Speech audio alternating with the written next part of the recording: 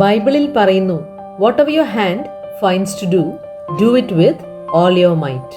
ചെയ്യുവാനായി നിങ്ങളുടെ കൈകൾക്ക് എന്ത് ലഭിക്കുന്നുവോ അത് സർവശക്തിയോടും കൂടെ ചെയ്യുക. നിങ്ങൾ പരിശ്രമിക്കുകയാണെങ്കിൽ നിങ്ങൾക്ക് നിങ്ങളുടെ മേഖലയിൽ വൺ ഓഫ് ദി ബെസ്റ്റ് ആകാൻ സാധിക്കുമെന്ന് മൈറൻ ഗോൾഡൻ പറയുന്നു. നിങ്ങൾക്ക് അധികം കോമ്പറ്റീഷൻ ഒന്നും ഉണ്ടാകാൻ സാധ്യതയില്ല. കാരണം മിക്കവാറും ആളുകൾ അതിന് വില കൊടുക്കാൻ തയ്യാറാകില്ല ഏതൊരു മേഖലയിലും. നിങ്ങൾക്ക് ജനിക്കുമ്പോൾ തന്നെ സ്വന്തമായുള്ള ഗിഫ്റ്റോ കഴിവോ സ്കില്ലോ ഒന്നും ഇതിനാവശ്യമില്ല. നിങ്ങൾക്ക് സാധിക്കുന്നതിന്റെ പരമാവധി ബെസ്റ്റ് ആവുക എന്നതാണ് ഇതിനായി ചെയ്യേണ്ടത്. ബെസ്റ്റ് എന്നതുകൊണ്ട് മറ്റാരെയുംക്കാൾ മികച്ചതാവുക എന്നതിവിടെ ഉദ്ദേശിക്കുന്നില്ല.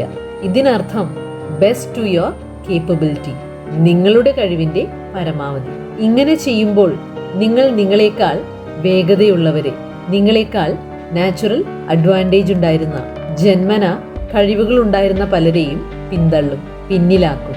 നിങ്ങളുടെ ബെസ്റ്റ് നിങ്ങൾക്ക് കൊടുക്കാൻ സാധിക്കാത്ത ഒരു കാര്യമാണെങ്കിൽ അത് ചെയ്യാതിരിക്കുന്നതാണ് നല്ലതെന്ന് മൈറൻ ഗോൾഡൻ ഓർമ്മിപ്പിക്കുന്നു.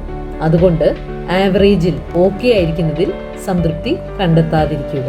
പല ആളുകളും വെറുതെ ഗെയിം കളിക്കുന്നു, എന്നാൽ ചിലർ മാത്രമേ പ്രൊഫഷണൽ ആകുന്നുള്ളൂ. അതിനേക്കാൾ കുറവ് ആളുകളെ അതിൽ സ്റ്റാറുകളാകുന്നുള്ളൂ. അതിൽ വിരളമേ ലെജൻഡറി ആകുന്നുള്ളൂ. അതുകൊണ്ട് കഴിഞ്ഞകാല ജീവിതത്തിൽ നിന്നും പഠിച്ച പല പാഠങ്ങളും ഭാവിയിൽ മാറ്റങ്ങൾ കൊണ്ടുവരുവാൻ ഉപയോഗിക്കാം. വർക്കിംഗ് ഓൾവേസ് വർക്ക്സ് എന്ന് അദ്ദേഹം പറയുന്നു. നമ്മൾ ചെയ്യുന്ന ഏതൊരു കാര്യവും വെറുതെ ആകുന്നില്ല.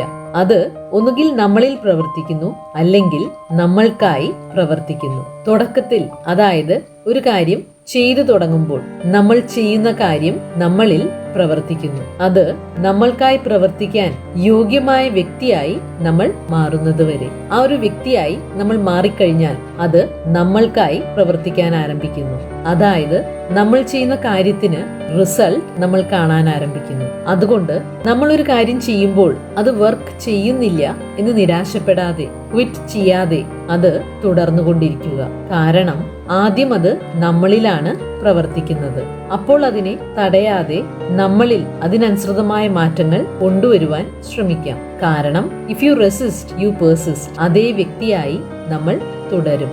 മൈറൻ ഗോൾഡൻ പറയുന്നു, സക്സസ്ഫുൾ ആയ ആളുകളുടെ കോമൺ ഡിനോമിനേറ്റർ എന്നത് അവർ ഇന്റൻഷനിൽ ഹൈപ്പർ ഫോക്കസ് ചെയ്യുന്നു എന്നതും ഡിസ്ട്രാക്ഷനെ നിരസിക്കുന്നു എന്നതും. എന്നാൽ ഒരു ശരാശരി മനുഷ്യൻ ഡിസ്ട്രാക്ഷനിൽ ഹൈപ്പർ ഫോക്കസ് ചെയ്യുകയും ഇന്റൻഷനെ നിരസിക്കുകയും ചെയ്യുന്നവരാണ്. ഇന്റൻഷൻ എന്നത് നമുക്കോ നമ്മൾ സേവനം ചെയ്യാൻ കടപ്പെട്ടിരിക്കുന്ന വ്യക്തികൾക്ക് വേണ്ടിയോ അനുകൂലമായി നീങ്ങാൻ സഹായിക്കുന്ന ഏതൊരു കാര്യവുമാണ്.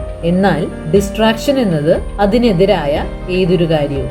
മിക്കവാറും ആളുകൾ യാതൊരു പ്രയോജനവുമില്ലാത്ത, ഗുണകരമല്ലാത്ത കാര്യങ്ങളിൽ ഒബ്സസ്ഡ് ആണ്. ഏറ്റവും പ്രധാനപ്പെട്ടവയെ തെല്ലും ശ്രദ്ധിക്കാതെ. എന്നാൽ പ്രധാനപ്പെട്ട ഈ കാര്യങ്ങൾ പോയി കഴിയുമ്പോൾ അവർ കുറ്റബോധം കൊണ്ട് നിറയുന്നു. കുട്ടികൾ കളിക്കുന്ന ഗെയിമുമായി ജീവിതത്തെ വളരെ മനോഹരമായി മൈറൻ ഗോൾഡൻ കമ്പയർ ചെയ്യുന്നുണ്ട്. ഗെയിം അവസാനിച്ചു കഴിയുമ്പോൾ നമുക്ക് പോയിന്റ്സ് ലഭിക്കുന്നു. ഞാൻ മികച്ച രീതിയിലാണ് കളിച്ചതെന്ന അവബോധം എനിക്കുണ്ടെങ്കിൽ ഗെയിം അവസാനിച്ചെങ്കിലും ഞാൻ സംതൃപ്തനായിരിക്കും. You are happy and content with it.